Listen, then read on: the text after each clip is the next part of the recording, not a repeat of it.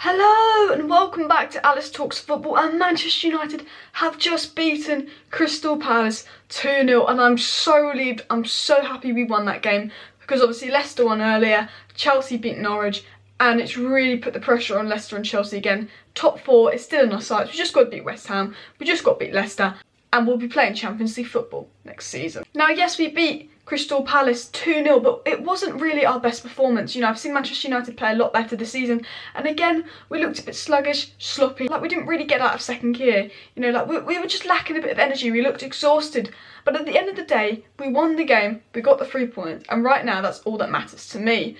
Now, I think the difference between Manchester United and Crystal Palace is, yes, Manchester United didn't look good, but there were moments, there was 10-minute periods where we just woke up, and when we woke up, we had the quality in attack with players like Marcus Rashford and Martial, so when we had that 10 minutes of playing good, we took advantage of it. So today's video is 5 things we learned from Manchester United 2, Crystal Palace 0. First things first, I want to talk about Bruno Fernandes.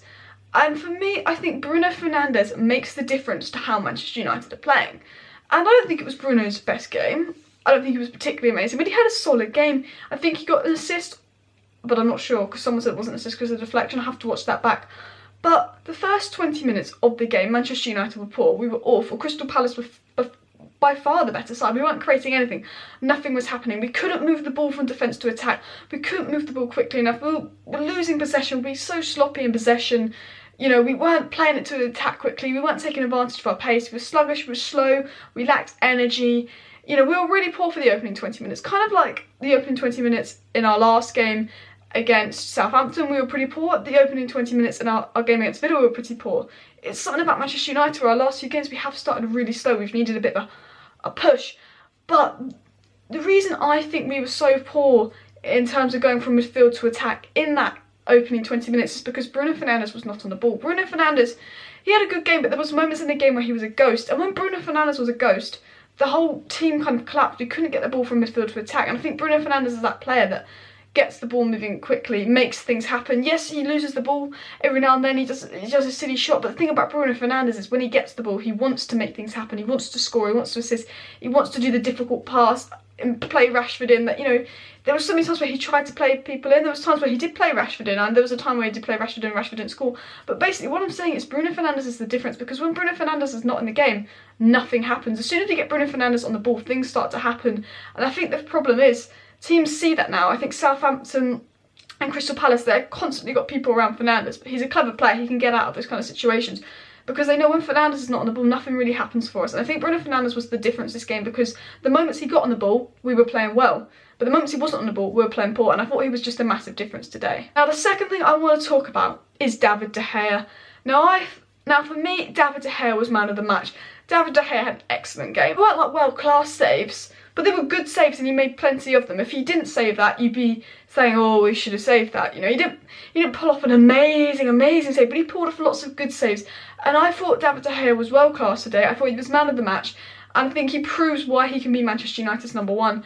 And I just think without David De Gea making those saves, it would have been 1-0. Back in the game, we would have looked nervy. We could have lost that. I think David De Gea saved us so many times. I know he was tested quite a bit. I know they weren't the best shots from Crystal Palace, but they're saves he had to make. They're saves that, you know, another keeper, like if that was Kepa in goal, we probably would have conceded 2 goals. I thought David De Gea was amazing today, and I want to give him credit for that because he does get a lot of stick, and for me David De Gea was man of the match. He pulled off some crucial saves, and why this is important to me is because of confidence. David De Gea is a player that I think has lacked confidence, and I think when he watches that performance, that man of the match performance, that's going to give him the confidence. And I think a good David De Gea makes the defence more confidence, makes the defence play better. And actually I do want to say something, I know it's not going to be one of my 5 points, but Victor Lindelof has looked really impressive since the break. I think he's actually been better than Maguire. I don't think he gets enough credit for it, so I'm just going to say that here.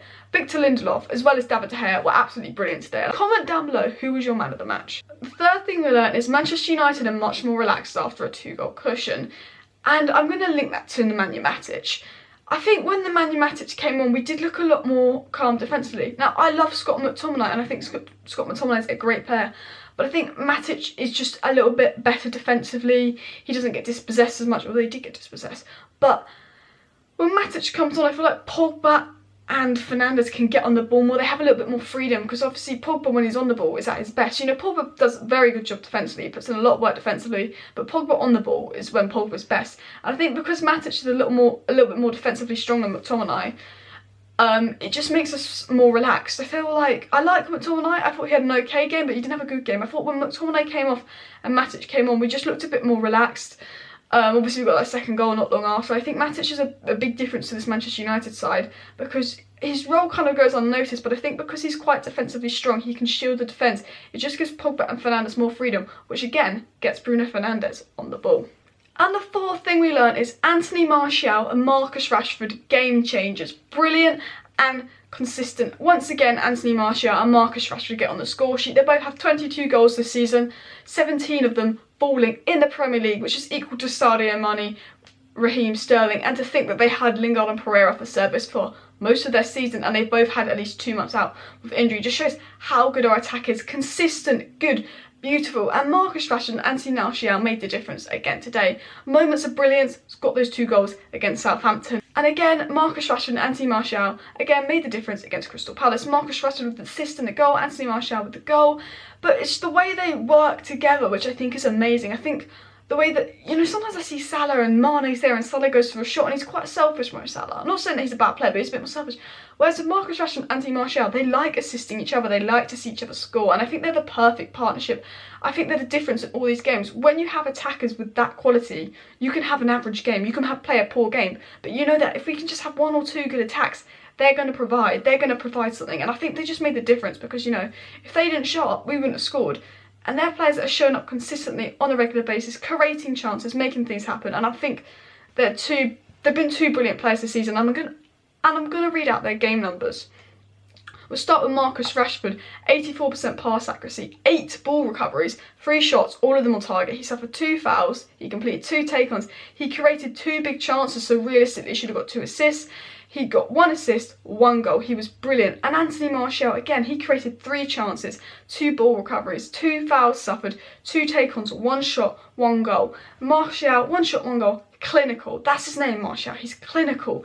But Martial is not just what he does on the ball, off the ball. I say it loads, but his work rate is improved massively. He's constantly running, he's constantly trying. He's like a reformed player this season, and his hold-up play is absolutely excellent. And I think Martial is a player that doesn't get the credit he deserves, and I think this season he's actually been world-class. Fifth and final point is our team's figuring out how to play against this new system.